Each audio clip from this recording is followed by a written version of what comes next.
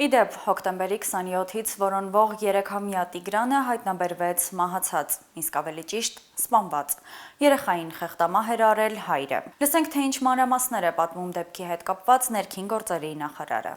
Այս վարկածը ի թիվս այլնի առաջին իսկ օրվանից եղել է մեր ուսումնասիրության շրջանակներում, իրականացվել է տարածքի ճակերտավոր ասած սարում եւ յուրաքանչյուր հաջորդ տարածքի անցնելու պայմաններում ըստ նախնական ցուցմունքի երեխայի հոր նա երեխայի մարմնի տեղափոխություն է իրականացրել տարածքների։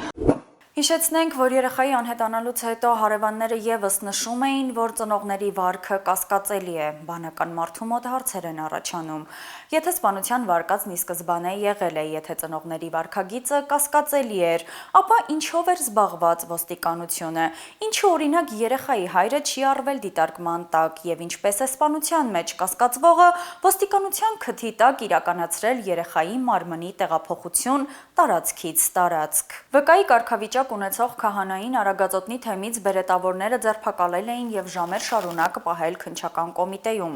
Իսկ սպանության մեջ կասկածվողը 6 օր շարունակ գտնվել է ազատության մեջ եւ նույնիսկ մասնակցել երեխայի գտնվելու համար մեծ աղոթքին։ Հանրային գնահատականներով Արփինե Սարգսյանի ենթակայության տակ գտնվող կառույցն այնքան քաղաքականացված է եւ այնքան զբաղված գրառումների համար ձերբակալություններով, որ այլևս իզորու չէ իրականացնել իր ուղիղ պարտականությունները։ Ամենուր հանցագործություններ, սպանություններ, գողություններ, չբացահայտված գործեր եւ ոստիկանություն, որը զբաղված է կարգալույծ քահանա եւ կեղծ պատարակներ հսկելով։